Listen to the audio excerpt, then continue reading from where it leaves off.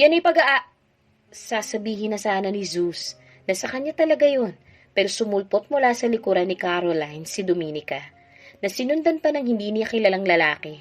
Ito ba si Noah Martinez? Marahil ay hindi. Masyado pa itong bata. Analisa ni Zeus sa kanyang isip, habang pinagmamasdan si Oliver. Take a closer look at what we found. SVIP Light Metrobank card, bulalas ni Caroline. Gulat na napatitig si Dominica sa card na hawak nito, para itong kumikinang sa kanyang paningin. Ito ang unang beses na nakakita si Dominica ng ganito kapambihirang card sa tanang buhay niya. Is this real?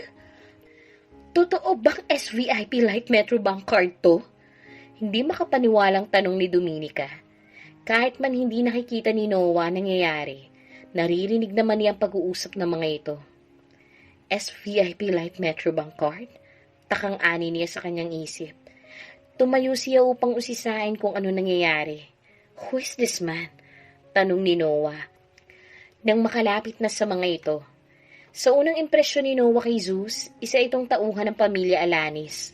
Hardinero siguro. Base yun sa medyo marimang kasuotan ni Zeus. Sa cellphone lang nakausap si Noah at si Zeus. Siyempre, hindi pa niya alam kung anong tunay na itsura ni Zeus. This man stole a card. Umismid si Caroline. At isang SVIP Light Metrobank card pa ha. Akalain mo nga naman. Tugon nito kay Noah. Parehas na nagulat si Noah at si Oliver sa kanilang narinig. Pinanliitan ng tingin ni Dominica si Zeus. You poor bastard. Plano mo ba kaming idamay sa kalokohan mo? Nagnakaw ka ng isang SVIP card at tumakas ka.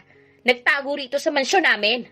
Hinuha nitong sambit habang tinitignan na hindi kaaya-ayang dating si Zeus. Agad namang sinang-ayunan niyo ng mga security personnel. Pusasan niyo na siya. Tatawag ako ng pulis. Sambit ng head security. Kaya pala nagmamadali ito kanina. May ninakaw pala lalaking to. Naiiling na wika ni Caroline. Siguradong matutuwa si Dad kapag nalaman niyang isang magnanakaw pala ang kanyang bisita. I can't believe na nagawa nitong papaniwalain si Dad na isa siyang martial artist. Mismo, sang-ayon ni Dominica. Ibinaling nito ang galit nitong tingin sa kararating lang na si Ferdinand na naparoon upang makiusisa rin sa nangyayari. Tawagin mo si Javier at papuntahin mo siya rito. Ipapakita ko sa kanya kung anong kabulastugan ang ginawa niya.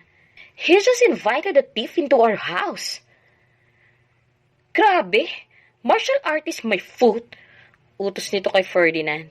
Pagkatapos ay magkasalubong ang kilay na tinignan si Zeus.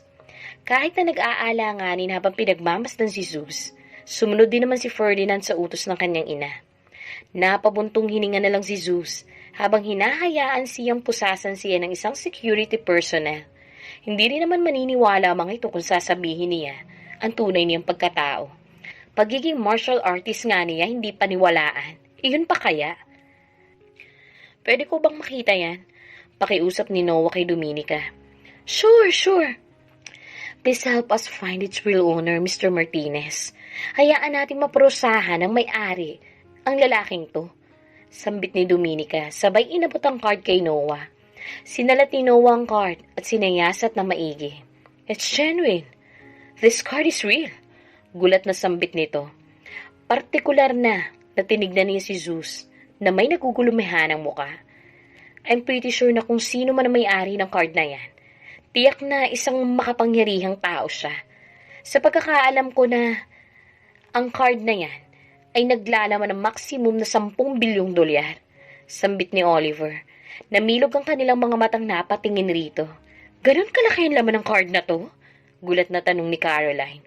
Katulad ni Dominica, ito ang unang beses niyang makakita ng ganitong klaseng card. Pero hindi unang beses na makakita ng iba pang Light Metrobank cards. Katulad ng Platinum cards, pababa. Puro makapangyarihang individual lamang ang nakikitaan niyang may ganong klaseng card. Karamihan sa casino na pinupuntahan nila noon ni Ferdinand. Sobrang gulat ni Caroline na may ganito palang klase ng card, ang Light Metrobank, na naglalaman ng 10 milyong dolyar. Sino itong makapangyarihang may-ari ng card na to? Naisip niya. Taga rito kaya siya sa Quezon? Sino man ang may-ari ng card na yan, paniguradong paparusahan niya ng husto ang kapangasan ng lalaking to. Natatawang ani ng head security na sinabayan naman agad ng mga kasamahan. Napakaswerte natin dahil nahuli natin ang magnanakaw na to. Siguradong bibigyan niya tayo ng malaking pabuya. May galak sa mukhang sambit ng isa pa sa security. Nang marinig iyon, tila gumalaw pa ang tenga ni Dominica dahil sa salitang pabuya.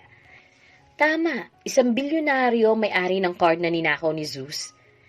Napakaliit na halaga para sa sino mang may-ari nun, ang $1,000,000. Kahit kalahati ay sapat na upang isalba ang Sinala Construction at kanilang pamilya sa pagbagsak kung pabubuyaan sila ng ganun kalaking halaga. That's a good idea. Make sure na i-credit ninyo sa pamilya Alanis ang pagdakip sa magnanakaw na yan. Kung magbigay man siya ng pabuya, huwag na huwag ninyong tatanggihan. May pagkagalak sa tono sa boses na iyon ni Dominica. Napataas ang kilay ni Zeus sa sinabing iyon ni Dominica. Naunawaan niya kaagad kung anong nasa isip nito. Sumilay sa kanyang kalooban ng pagkatuwa nang matugunan niyon ang kanyang pinoproblema kanina lang dahil sa pumasok na magandang ideya sa kanyang isipan. Maya-maya lang kahit na inaalalayan si Javier ni Ferdinand, pababa ng hagdanan, tila napakalakas ng mga tuhod nito ng mga oras na yon. Nagmamadali itong makarating sa kinaroroonan nila. Makikitang sobrang galit sa itsura nito. Mining! Ano na naman kalokohan to? Inaakusahan mong magnanakaw si Mr. Lawrence? Sigaw na tanong ni Javier nang makalapit sa kanila. Saglit naman natigilan si Noah sa kanyang narinig. Mr. Lawrence? Tigagal na bulong na pag-uulit nito sabay nilingon ang may kalmadong ekspresyon lang na mukha ni Zeus. Hindi kaya ang lalaking ito eh. At ikaw pa ang galit ngayon ha? Balik singhal ni Dominica. Nawala kaagad ang kasiyahan sa itsura nito sa ginawang pagmumuni-muni. Sakali mang mapabuyaan nga sila. Ngayon ay nandito si Javier sa harapan nila at sinusumbatan na naman siya. Dad, this man right here na sinasabi mong mahusay na martial artist ay isa palang mahusay na magnanakaw. He just stole a SVIP Light Metrobank card. Ganun siya kahusay. Sarkastikong paliwanag ni Caroline kay Javier. Iyan na nga bang sinasabi ko sa iyo, Javier?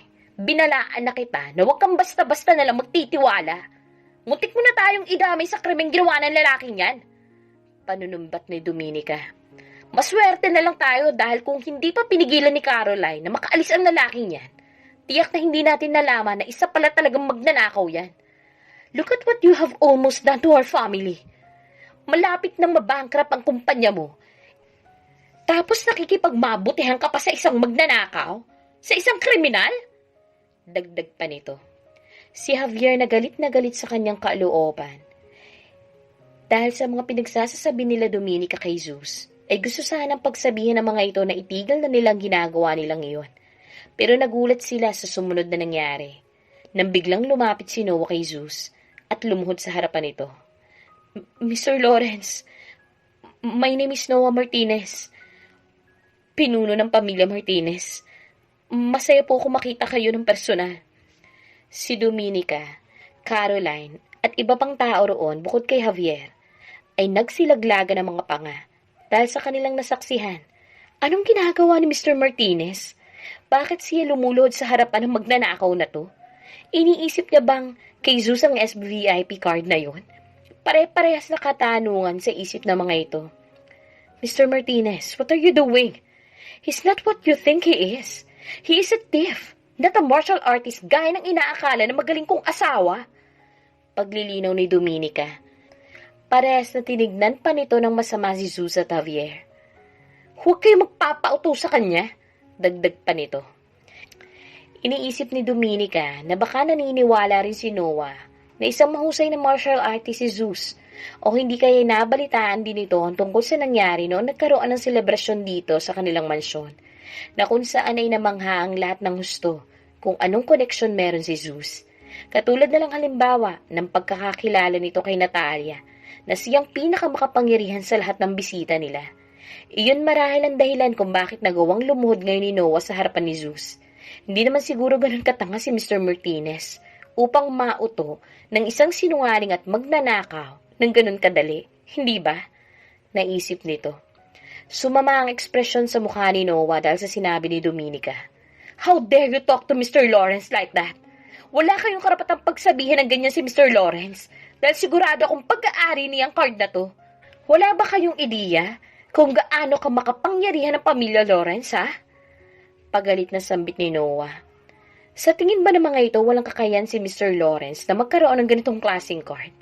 Galit na ani pa nito sa kanyang isip. Lubang nagulat sina Dominica sa ginawang pagbulyaw sa kanila ni Noah. Walang sino man sa kanila nagtangkang magsalita kaagad. Kinakabahang nagkatinginan lang ang mga ito sa isa't isa, habang may pagtataka sa kanilang mga muka. Nanginginig pa sa takot ang ilan sa mga security personnel. Sino ba kasi ang pamilya Lawrence? Bakit ganito na lang kagalit si Noah upang ipagtanggol si Zeus? Kilala ba ni Noah kung sino ang lalaking pinagbibintangan nila ngayon na magnanakaw? Pag-aari ba talaga nito ang hawak-hawak niyang card? Mr. Martinez, pagkalipas ng ilang saglit, si Caroline ang una naglakas ng loob na mag-usisa. Sino ang pamilya Lawrence? Kilala niyo po ba ang lalaking yan? Siyempre na... Sasagot na sana si Noah pero napahinto rin ito kaagad na may papagtanto. Nagtatakang tinignan nito ang mga nagtataka ring itsura ni na Dominica. Anong ibig sabihin nito? Hindi pa ba alam ng buong pamilya Alanis ang tungkol sa pagkakakilala ni Zeus? Ibig sabihin lang ba nito ay si Javier at Joey pa lang ang nakakaalam? Agad na nawala ang galit sa mukha ni Noah at napalitan niyo ng pagkabahala. Hindi nga pala kabilang sa upper class ng pamilya ni Alanis. Natural lang na walang alam ang mga ito patungkol sa pamilya Lawrence. Muntik niya lang namang sabihin sa mga ito ang sikreto ni Zeus na mukhang walang plano si Zeus na ipaalam sa mga ito. Muli siyang humarap kay Zeus nang may kakaibang ekspresyon sa mukha. Sa pamamagitan ng tingin na mabilis siyang humingi ng paumanhin kay Zeus dahil sa kanyang pangingialam. Naunawaan naman kaagad yun ni Zeus at marahan niya lang itong tinanguan.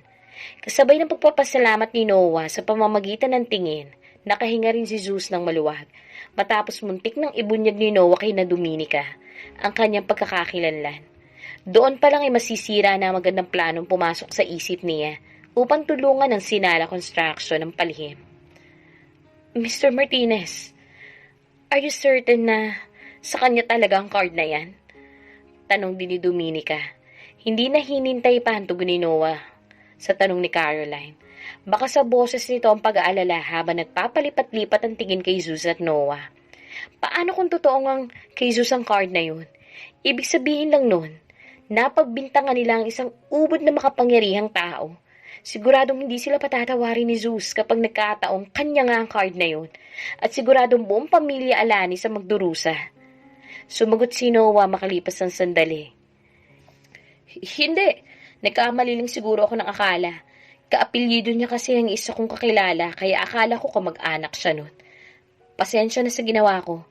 Pagtatakip nito kay Zeus, makikita sa mukha ni na Dominica at Caroline na kaginhawaan. Maging ang mga security personnel, nakahinga na rin ng maluwag. It's alright, Mr. Martinez. Nagkakamali talaga tayo minsan. Nakangiting sambit ni Dominica. Muling bumalik sa pagiging mapagmataas ang itsura nito habang tinitignan si Zeus. Kung may kaapelyido nga ang lalaking ito, na ganun ka makapangyarihang pamilya, posible rin na ginamit nito yon upang makapanlin lang. Positibong sambit nito, maging si Noah muntik na ring maloko ng lalaking to. Posible nga yun, pagsang-ayon naman kaagad ni Caroline. That's why kailangan nating ipahuli kaagad ang lalaking to, kundi marami pa itong maluloko sa hinaharap. It's fortunate for him to have the same surname as the Lawrence family, since Mr. Martinez respected them so much. Sa tingin ko, makapangyarihan silang pamilya na nagmula sa ibang bansa. Hinuhang sambit pa nito sabay tumingin kay Noah na para bang humihingi ng kumpirmasyon. Napatingin muna si Noah kay Zeus bago tumugon. Gano'n na nga, maiksing tugon nito. Sa kabila ng pagkayamot na nararamdaman sa mga ito. But it doesn't mean nakaapelyido niyang pamilyang yun. Pwede niya nang gamitin ang kanilang apelyido upang makapanloko ng iba. Tama po, hindi ba? Sabay-sabay na napalingon sila kay Oliver. Nakangiting tumango naman kaagad si Dominica. Hindi lang pala gwapo ang anak mong to, Mr. Martinez. Napakatalino rin niya, sambit nito kay Noah, habang may pagpupuring nakatingin kay Oliver. Sigurado akong meron siyang magandang kinabukasan kahit na walang tulong ng sarili niyang pamilya. Dagdag pa nito. Malugot naman pinasalamatan ni Oliver si Dominica sa papuri nito sa kanya. Masaya ito dahil sa tingin niya dagdag puntos yun para sa kanya. Sa kabila noon, hindi nila napansin kung gaano kagalit ngayon si Noah dahil sa sinabi ni Oliver. Samantalang simula nang may nangyari kay Kina sa Paraisong Tunay Bar. Minsan ay hindi nag-abalang usisain ni Jacqueline ang nangyari dahil sa ayaw niyang ipaalala kay Kina ang masamang nangyari dito. Alam niyang si Zeus ang nagligtas kay Kina at nasaksayan niya na rin mismo ang husay ni Zeus. Pero para sa kanya, hindi yun sapat na dahilan upang maging ganito kakampante si Kina sa proteksyon ni Zeus. Hindi mo ako naiintindihan, Kina. Alam ko rin kung gaano kahusay si Zeus, kung yun ang ikipapanatag ng loob mo. But he's against Reynold Gregory. His martial arts skills can't save him from the wrath of Gregory family. Bulong niya. Sinusubukang bigyan ng kabuluhan ang ibig niyang sabihin kanina. Muli binigyan lang ni Kina ng kalmadong ngiti si Jacqueline. Magtiwala ka lang sa kanya. Hindi mo pa naman kilala ng husto si Zeus. Matapos ang nangyari sa Paraisong Tunay Bar ng nakaraang linggo, ay hindi na nawala sa isip ni Kina si Zeus. Hindi niya mapaniwalaan ang pakiramdam niya noong gabing iyon, habang pinagmamasdan ang galit na si Zeus at kung paano siya nito protektahan at iligtas. Matapos niyang masaksiyan ang ginawa nito kay Richard at Theodore noong Sabado, kung gaano kagalang dito si Dwayne at ang buong BPG, sigurado siyang higit pa si Zeus sa inaakala niya. Bukod pa roon ay nakuha rin ito ang respeto ng kanyang lolo, kahit na mismo si Natalia naikwento na si Zeus sa kanya at sinabing makakabuti kung hahayaan niyang maging malapit si Zeus sa kanya kung gusto niya pang makilala ito ng husto. Hindi rin niya maintindihan kung bakit sinabi ni Natalia na kailangan niya ang proteksyon ni Zeus. Na magpasa hanggang ngayon, ay bumabagabag pa rin sa kanyang isipan. Anong ibig sabihin na iyon ni Natalia? At ano bang koneksyon meron si Zeus kay Natalia? At maging ito'y kakilala rin ni Zeus. Mas lalo lang nagtaka si Jacqueline sa naging sagot ni Kina. Wala siyang ibang nagawa kundi ang magtiwala na lang sa sinabi nito. Pagkatapos ay pinagmasdan si Zeus na ngayon ay malamig ang ekspresyon sa mukha.